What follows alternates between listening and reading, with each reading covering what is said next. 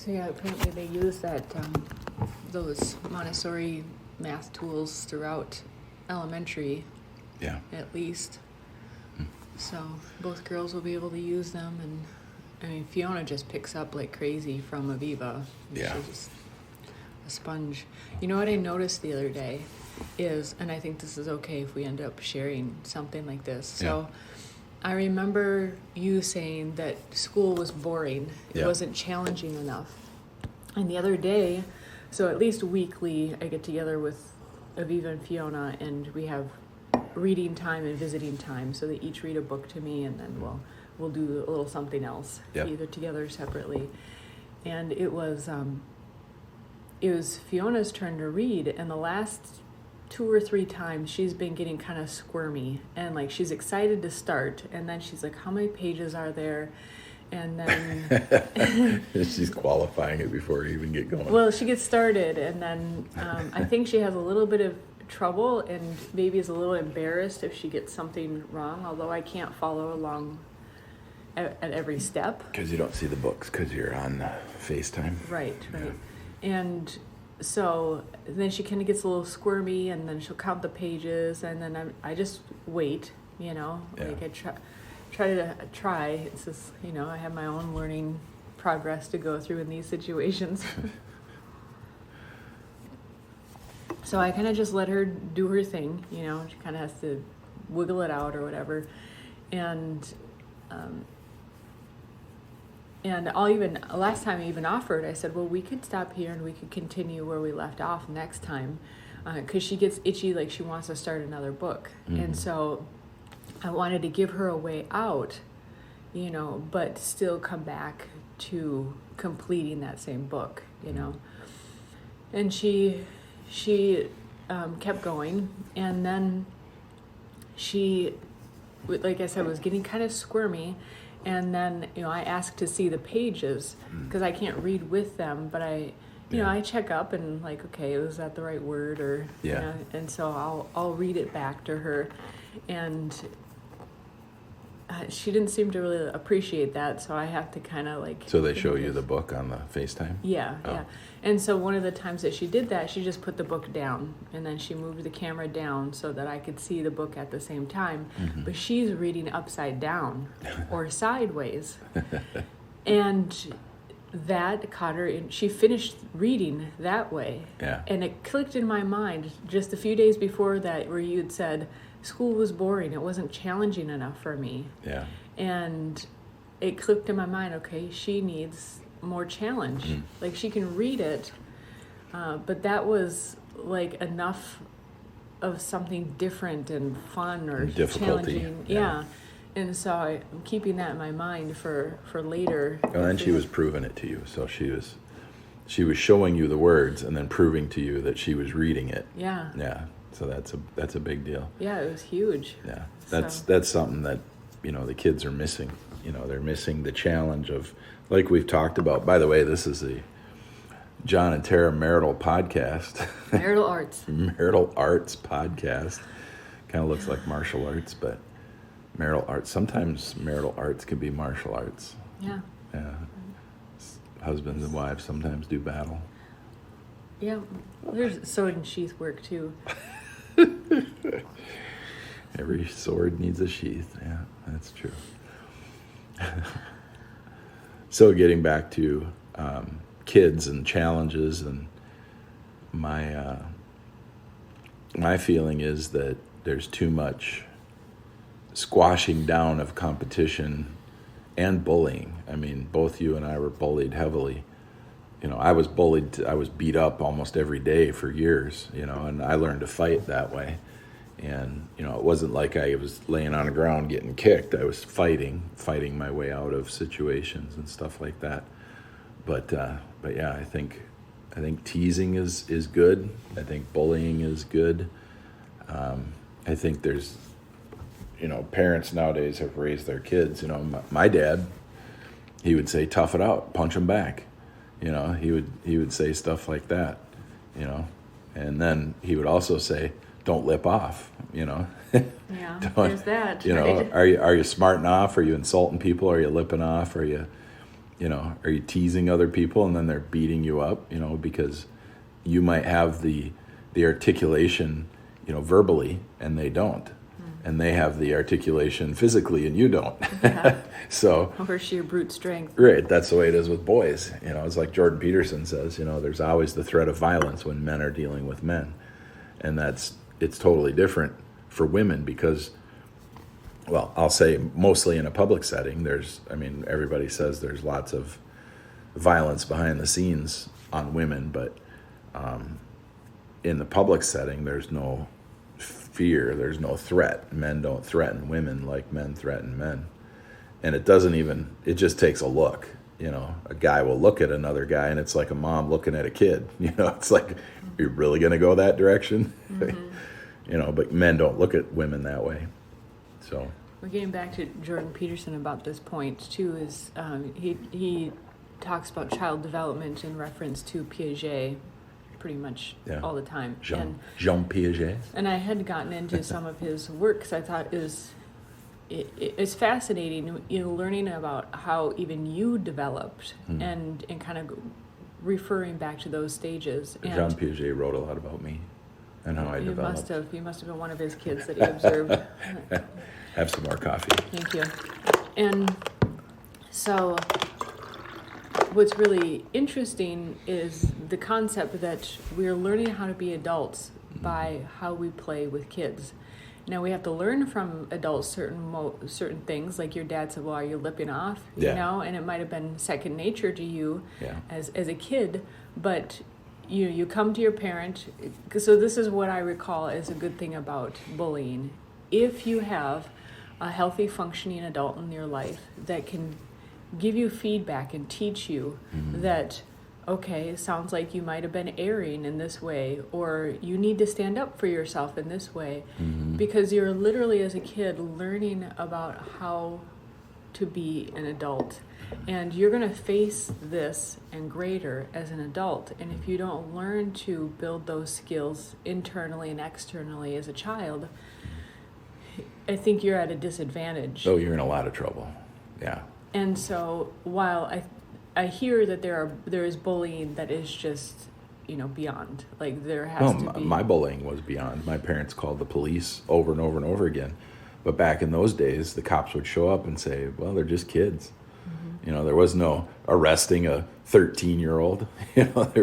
Nobody got arrested at all. But is that because nowadays they do? Is that because parents aren't stepping in? And most parents are completely incapable nowadays. Well, what weren't they doing at the ages 6 and 7 when they were still reasonably able to control a child? Yeah, kids generally aren't roughhousing these days. They're not. You're not. I don't hear about it.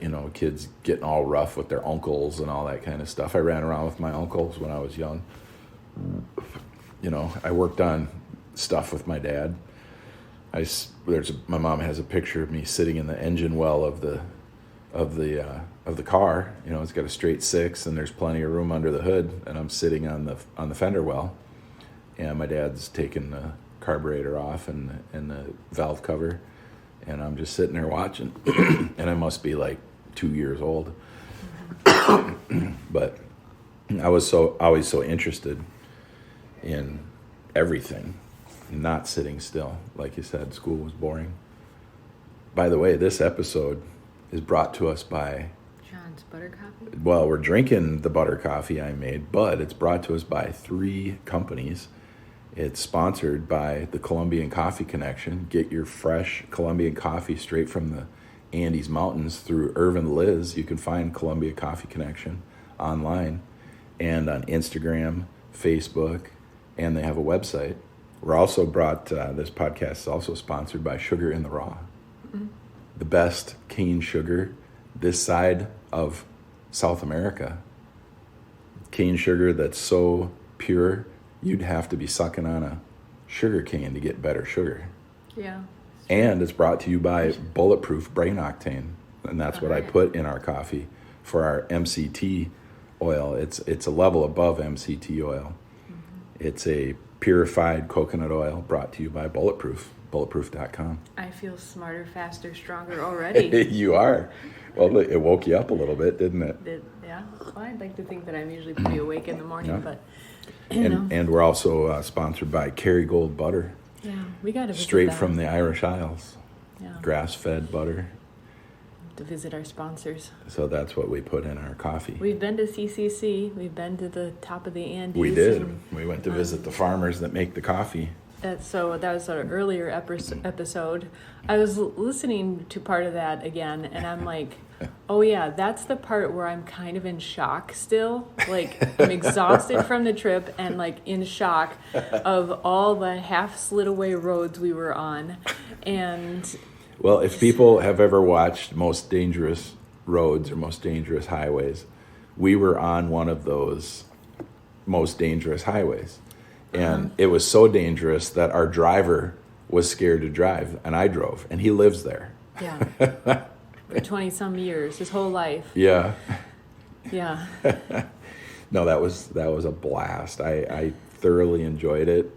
You know, I knew nothing was going to happen to us. Speaking of conditioning the nervous system. Yeah, I didn't tell you what we were going to be doing and driving on. Irvin was like, have you told Tara? But, you know, because some of the road is washed out, and I'm like, well, how are all the tribe members, how are they all getting back up to the mountain? He's like, oh, they're driving. They're driving motorcycles and trucks, and there's semi-trucks. And I'm like, well, if there's semi-trucks going on those roads, we're fine. You know, I mean, we're going to be in a little SUV. Yeah, it was a tiny, just trucking along. Tiny little thing. Yeah, well, when we were in Columbia, we got to see all those buses that people ride on top, and there's goats and all that stuff. People carrying chickens, and it was pretty awesome. I think actually what was more impressive was the mom on the motorcycle with the infant riding in front of her. Sitting on the gas tank. Yes. Yeah, literally an infant, like a 1.5-year-old. Yeah. Yeah. Maybe even younger. Yeah.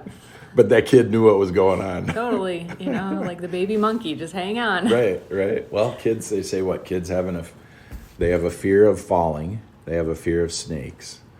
And I think they react to heat also, like stay away. You know, little babies know that. Well, and they're programmed to just hang on, you know, they can't necessarily hang on for themselves. Yeah. Entirely, but, you know, hanging on to the gas tank is not too different from hanging on to mom. Or a horse. I mean, it would have been a horse, you know, a few years back when they didn't have a road up to the top. Yeah, I suppose, you know. They didn't have electricity. Irvin, what was he, 13 when they got electricity up there? 12 or 9 when they got a road or something, and then maybe 12. Or no, it was the other way around. Yeah.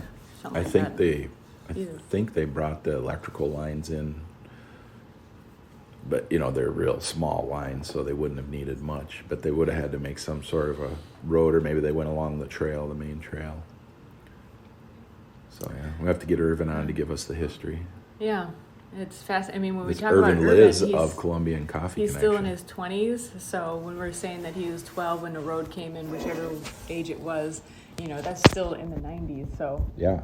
Well, I'll do the math, that was 10 years ago? 12 years ago? How old is he? He's got to be getting close to 30. Yeah, was he like 26 Yeah. now? Yeah, so 14 years ago, roughly, or 12 years ago, he got... So it's not even... It's too early. Yeah. My coffee's not kicking in yet.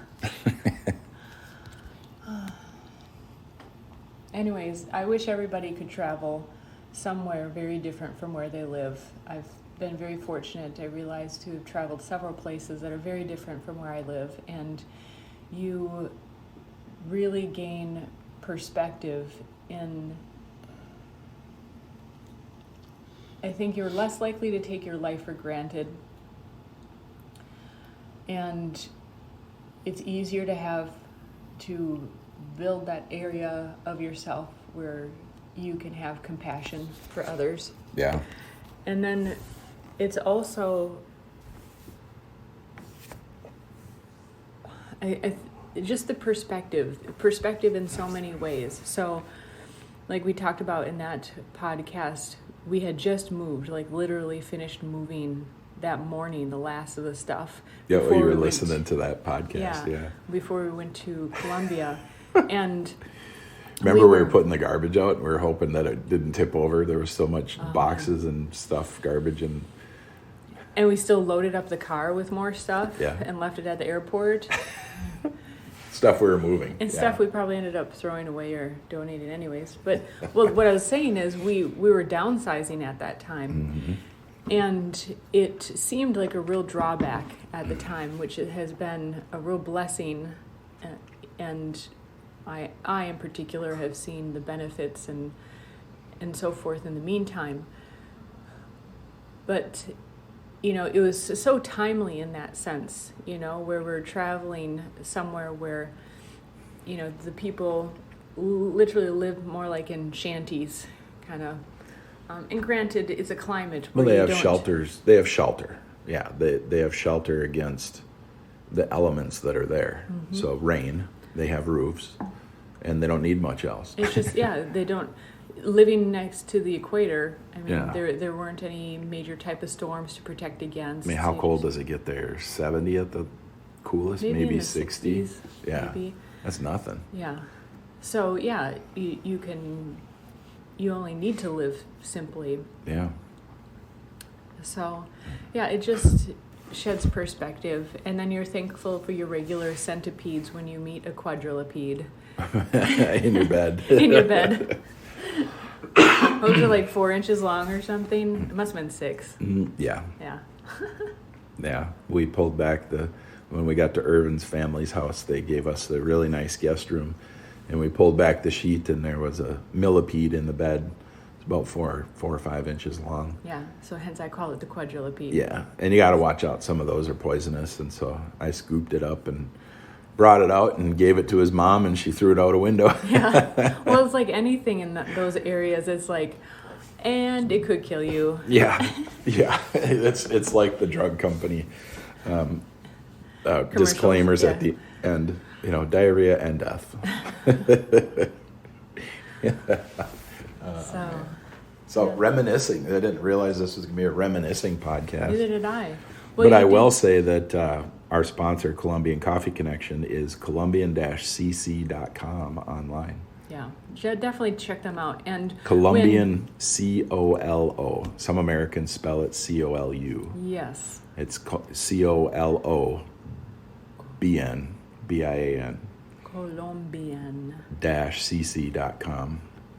Check out their coffee. I just ordered 20 pounds, and I got it for a little bit less than $18 a pound. Yeah. And that's direct, small batch from the top of the Andes Mountains, roasted. Properly roasted. Properly dried, washed, and roasted. I mean, we watched all the processes they did. They care for their coffee because they don't produce... some farmers only produce, maybe 1,000 pounds a year. So this is truly fair trade stuff. So yes, because we buy direct. The only middleman, so to speak, is Irvin. He's the guy in Colombia, and he's dealing directly with the farmers. Directly with his tribe members. Exactly. The NASA tribe. And so he's making sure that they're not being taken advantage of, like they had been for years, even by the, quote, fair... We got to be careful. Okay. Yeah, what we say. All right. So do business directly and making sure that, you're dealing with someone directly that cares directly for their people. Well, we built houses for some of the elders out there, too. And that's what Irvin does.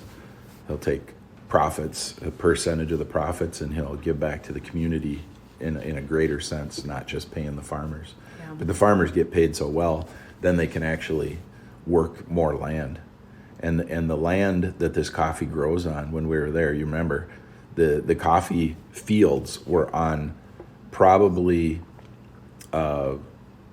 which way do you go with it? A 70-degree grade? Well, I mean, it was steep like a barn roof. It was terribly steep. It was terribly steep. Like the side most steepest part of the barn. Me and you were sliding down the hill trying to walk up the hill. Yeah. I had to reach out and grab you. I had to grab trees to help us get up the hill. So did I. I just grabbed the wrong one. The bamboo. Apparently bamboo have spikes on them. I remember we're going up the hill, and I'm hanging onto trees, and I got you, and I'm walking, and Irvin's mom comes just trucking right by us in flats. Yeah. I'm wearing North Face. Yeah, or Merrill. Merrill mountain boots. I know, it depends on who's sponsoring us for this one. Well, they're not a sponsor. But hey, Merrill, you could be a sponsor. Or North Face. I got these spiky hiking boots, and I'm sliding down this hill, and she comes walking right by us wearing flats. Yeah. It was... And we were going up to It was so the spring. embarrassing. I was embarrassed. Because I probably weighed almost 3 times as much as her. Probably, yeah. But she's been climbing those hills her whole life. Yeah, her ankles were made for it. I watched the people walk there, and their ankles flex back. So, like, if you were standing facing forward and you lean towards the floor, their heels wouldn't come up they could go way past 45 degrees. Yeah. It was really funny watching it. That's why I equated it to roofing. Yeah. And they had this technique of walking, making their feet kind of look like flippers, and then digging sideways and flat. And it was kind of funny. I don't live there. Remember Cougar? Yeah. What has he got to be? He's got to be like 12, 10 or something now? Yeah. Maybe? He was 6 or something. Yeah. Yeah. He was running down the hills. Yeah. Wouldn't fall. Every time I watched him, I thought he was going to fall. And I'm like, oh my God, he's not falling. And then he saw that I thought that was hilarious. So he'd run back up the hill, and then he'd run down the hill again. And I'm like, you got to be kidding me. I got him on video too. Just running down those steep hills. I was like, holy cow. Yeah, he was just a little wild man, but he's perfect area for him. He could just like walk around, run around, mostly run, it seemed. And I remember when we were invited over to his parents' house for dinner. Yep. Another very humbling experience. He came in, and it seemed like they only had a certain amount of chairs, silverware, bowls. Yes. And so he came in, and he just devoured his soup. And he asked his mom, because here you just see kids. He wanted more, yeah. Their parents saying, no, you got to finish your dinner, Yeah. And he just devoured it. And then he asked his mom if there was more. Yeah. And I remember thinking, okay, is there more? Because there were people standing around. It was good, but me and you didn't ask for seconds. Right. Because we could sense that they didn't have enough. It seemed like it. Yeah. It was, when... They didn't have enough for a large group of guests. They would have had plenty for their 4 and their family. Because they had a daughter and a son. And then a couple cousins came over. Yeah. Because they wanted to see the Americans, the big yellow Norwegian. Yeah. As Irvin called me. That was so racist, Irvin. I know you're listening to this podcast. Well, I was labeled the big yellow Norwegian. In a couple of the really old buildings, the ceilings were as high as your top of your head. Yeah, I literally had to duck when we went into that little bakery cafe. And everybody had a back room. So you're standing at the counter, and you'd look in the back room, and then there you'd see their bed. And then you'd see maybe they had a dresser, or they'd have a stack of clothes, and the clothes were stacked really neatly. Yeah. And in that one place, I got a picture of that too. I was if I stood up tall, my hair touched the ceiling. Yeah. And you're wearing your yellow jacket, so hence the yellow Norwegian. Oh no, it was because I'm pale. Well, there's that too. But well, we'll have to have Irvin comment and tell us. Was it because of my jacket? I had a yellow and black jacket. That was so Tara didn't lose me in the jungle. Yeah, it was good. It came in handy though. There's higher in the mountains. It got rainy. And cold. It was a rain jacket. Yeah. It did get cold there. Altitude, boy, that can really change things. Especially when it's raining and you get wet. Well, can't leave out another little kid. It technically was their winter, right? Yes. Yeah. Yep. So it was a little chillier. It was June. It doesn't make... Oh, I remember because when we went to the cafe that you're going to bring up, we were like, we need something warm right now. Yes. Because we were cold. Yeah, you sat in the car for a little bit because of the heat in the car. And then we got those sweet breads, those little rolls that I liked. I was like, cook it up. Yeah. Make me more. Yeah, they were making fresh ones. Yeah. I don't remember the mom's name, but the little girl's name was Sarah. Yeah. Yeah. Mom was it Joanne or Jo? Yeah. Something like Joanna. Joanna. Yeah. Yeah. So they had a roadside cafe with a rather large seating area. Yep. Could probably seat 20 people. Yeah. And really big kitchen. Yep. And then looks like they lived on the back half. On the back half, they had their house. Yeah. Real small, like we would call it a shed, a hut. Yeah. Yeah. Yeah, it was a sizable place though overall. I mean, with the restaurant part and. So then there was you and Sarah sitting down, and she was what, 6 years old? Yeah, 7? I think she was 6, and you could tell she was accustomed to people coming in and chatting with them. Yeah. Policemen, road workers, travelers. Yeah. And she'd just come up next to you and start talking. Yeah. And, once she saw you spoke Spanish, she was totally like into you. She was like, I don't even remember how it started. Well, I think I always tell you to talk to them. Yeah. I'm like, tell them you speak their language. Yeah. I think she started on the end with you guys. I think I was in the middle of the group. And so, yeah. And then, she lit up and lit into you, and then she was bringing over puzzles and riddles. Riddles. She asked if I knew riddles. And I'm like, oh, great. Because riddles are hard enough in your own language, right? And you were thinking, I was getting all the riddles because you were thinking so hard. Yeah. Languages. That's what happens sometimes is that is the point of the riddle too, right? Is you got to think outside of the box. But then actually what was really amazing too was the tour around. She knew all the plants. She was like, and this is this plant and this is that plant. And her mom was growing herbs and she knew all the herbs. Yeah. And she was just completely precocious and Very. Totally spunky, just a little spitfire. Yeah. Just totally like you would think like she had like the attitude of a happy 28-year-old. She was just like zipping all over the place and when you were Maggie's taking off. When you were sitting talking with her and she was doing the riddles with you and then other people were trying to help. Yeah. Oh yeah. And she went shh shh shh. And so what she did is she made the shushing sound with her mouth, but she put her index finger like you would do on your lips, like shh. And she put it side to side and never looked at the people alongside of her. Mm-hmm. And she just went shh shh shh like that. Totally looking at what she's doing, still talking to you, shushing the people on the sides. And she was so funny. Yeah. Oh man. Yeah. And then we gave them a tip, a big tip, what they would consider big. And when we got in the car, I told Irvin how much we gave, and he said that would probably be a month's worth of profits.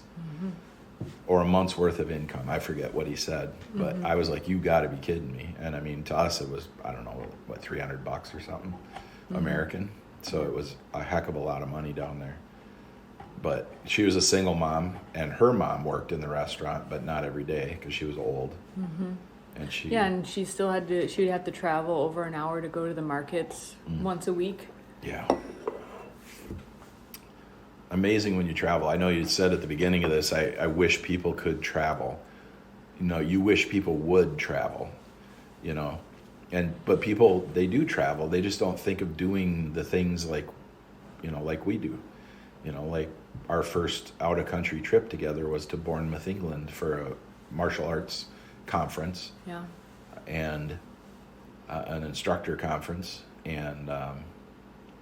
And then we went to Stonehenge and Salisbury Cathedral, and we went to many out-of-the-way places.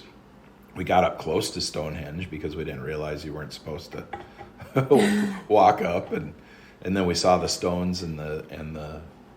I got pictures still of the stones that were they're mudded over. They're a different kind of stone underneath, and I got a picture of that. And that's why they don't want people around there, because they don't want people realizing that they're not what they say they are. So. Or learning that the great Salisbury Cathedral is built on a marsh. A swamp. It's floating. Yeah. And so back then they built it knowing that, constructed it it seemed fine. It's crazy. Yeah. Yeah. It's a huge structure. That's where the Magna Carta is.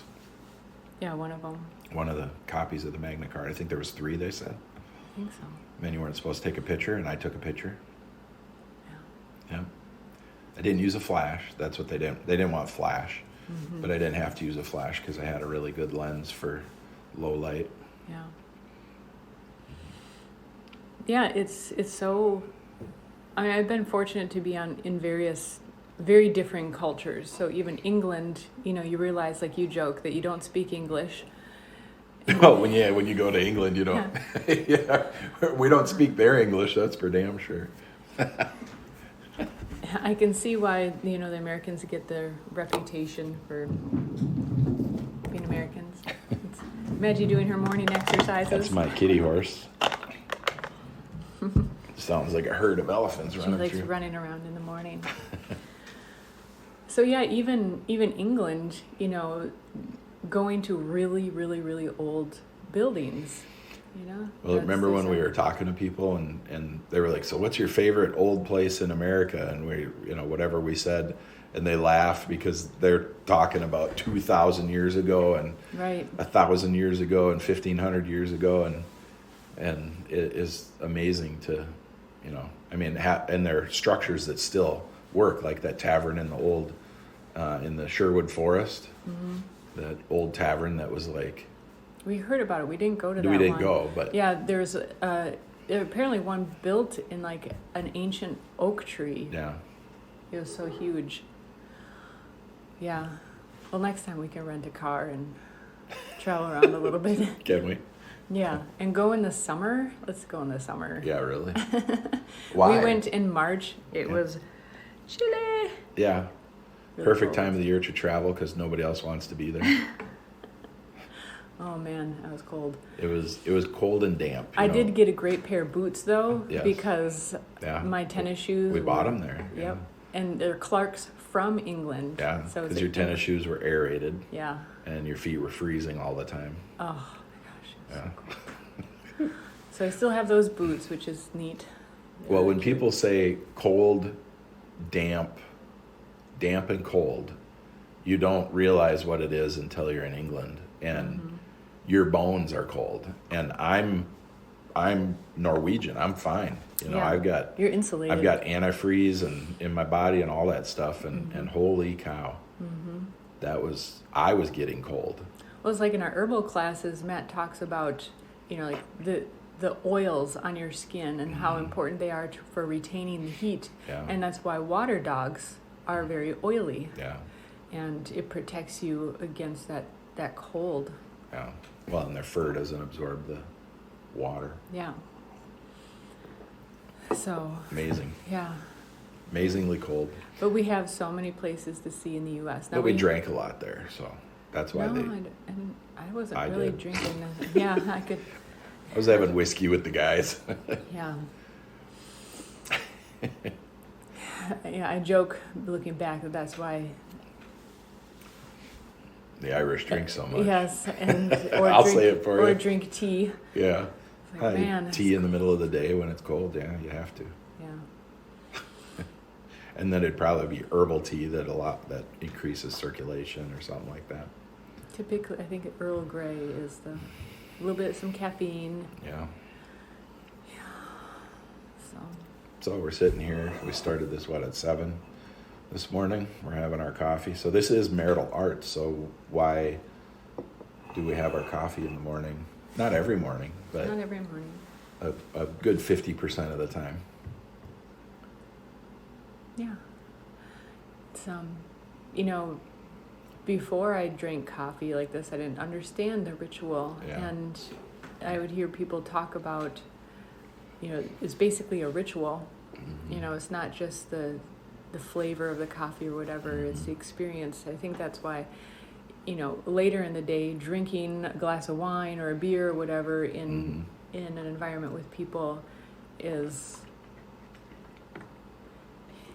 can be positively and negatively addictive. Yeah. But as humans, I think we need it fosters that connection. Well, we're touching base with each other in the morning before we take off and do our day. We do work in the same building. Mm-hmm. My shop is in the adjacent attached facility, and you work on the computer here at home.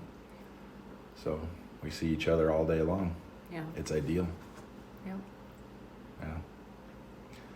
And then we'll say our prayer in the morning. We can do that live on the podcast for everybody to prove that we do it. No, to prove that you know it. Yeah. There is a verse that you'd like to skip. Me? Which one? The trespassing part. Yeah. Please let me trespass on everybody and stop them from trespassing on me. Isn't that the way it goes? Oh, yeah. I don't trespass, though. I used to trespass verbally. But I don't do that as much. I wait for people to ask the right questions. I used to tell people the right things all the time. That's interesting because it wouldn't seem to me like a common thought that one would think that they could trespass verbally. Oh, absolutely. It's usually... That's what everybody's doing nowadays, right? Social media, it started out with, well, I'm sure it's gone on since the beginning of time, but the way I saw our society declining into that mode was during the early days of Phil Donahue, Morton Downey Jr., and then Sally Jesse Raphael, and then Oprah. Most people don't remember that Oprah did the shit shows in the beginning too. They were doing the scandalous, I got pregnant by a midget or something like that, and then Jerry Springer, the king of daytime crap, came on and just brought the worst. And you want to hear something funny? So a lot of people have postulated, and it's online, that a lot of the people on the Springer show were actors. Well, early on, I knew because I had one of my martial arts students, his girlfriend was on the show, and they all have to sign NDAs, right?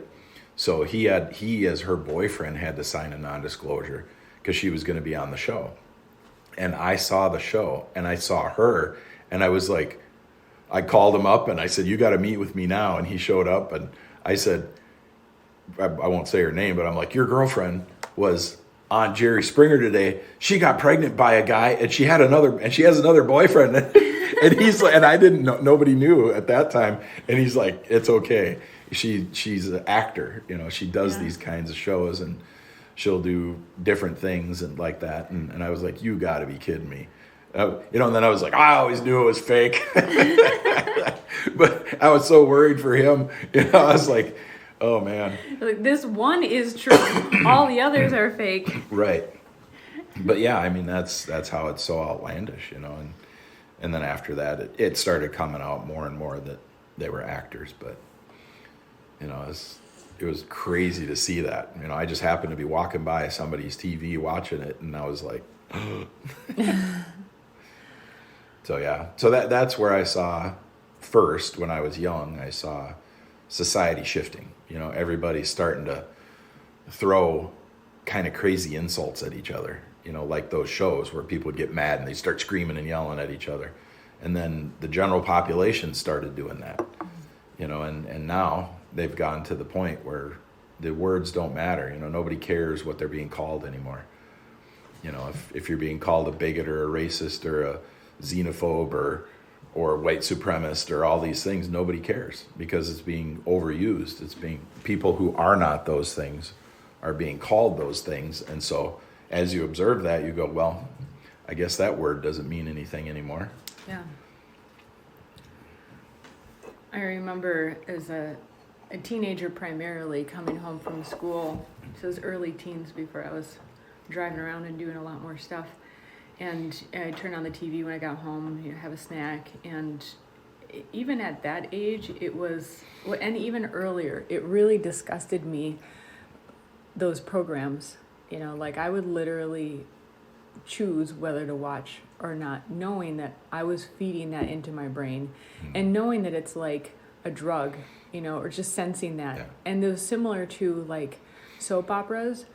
I would, maybe a babysitter or someone would be watching, and just it was always arguing and always, pitting and salacious sexual stories, and this person's cheating on that person, and that person, what, you slept with your uncle, what? It's like, it's just crazy stuff. And your body doesn't know, your mind doesn't know that you're not in the fight, right? Because you can feel it. Even if you think about a show right now that got you riled up, you can feel internally, you can feel riled up. Well, it's even as you went through Game of Thrones again, and there were a couple mornings, over the weekend that you would watch in the morning, and it had a different feeling when I was hearing it in the background. To me, it was like, oh, this is an evening thing, and so it would feel off to me because there's, it is a soap opera, essentially. Yeah.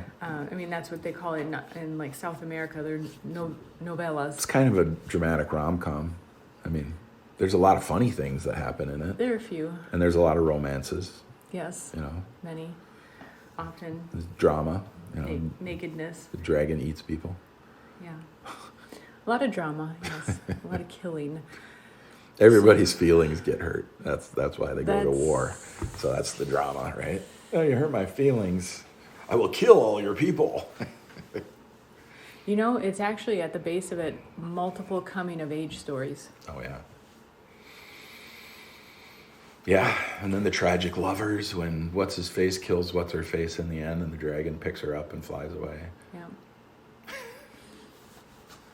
Yeah, we won't tell you who, because... no, I don't want to ruin it. No, I don't. Yeah. For the few people who haven't watched it. Spoiler alert. I love telling people what happens in shows. You ask them about a movie. Have you seen that movie? No. Well, the predator kills the alien, and then the alien baby lives, and then that person dies, and then so, the Transformers are coming back again. Is that getting back to trespassing verbally? Trespassing verbally, absolutely. Yeah. I love ruining the plot for people. Of course, if a movie came out and it's been a week and they haven't seen it, I'm assuming they're never going to watch it, so it doesn't matter. Oh. Because it's like, come on. If you're really... Get with it? Well, if you're concerned about it, yeah. It's kind of like with the MotoGP guys, and you can, on MotoGP, you can literally, on the app or the website, you can click a button that is a no spoiler alert. So you can watch the race, and... the crazy part to me is not who won. The crazy part is how they won. The exciting part is how they won. The mystery is how they won. It doesn't matter who won, because a lot of times those races are down to the last second. Yeah. So what, do you really want to watch 1 second of a race? Or do you want to watch the battles? Do you want to watch how it happened? You don't... Football, right? Your team won. Okay. So if your team wins, do you care that you watch the game? Of course. Everybody that loves football watches the entire game, every single play. Ultimately, it doesn't matter who won. It matters the journey to the win, right? So yeah, I don't believe in spoiler alerts. It wouldn't matter to me if somebody told me the plot of a movie, I'd still watch it. If I wanted to, if I was entertained by that type of movie, right? Yeah, if you're into it anyways. All the plots are archetypically relatively the same, right? Somebody dies, someone's in love, somebody gets jilted, somebody overcomes. You don't have to ever watch another movie, there's just many variations of it. It's just modern theater for us. So you were implying that you trespass verbally less these days. Why is that? Well, a lot less, but if you listen to me talk on these podcasts, you probably wouldn't think that's true. Why is it? Primarily because people don't listen, and I don't want to waste my time. I've taught a lot over the years, right?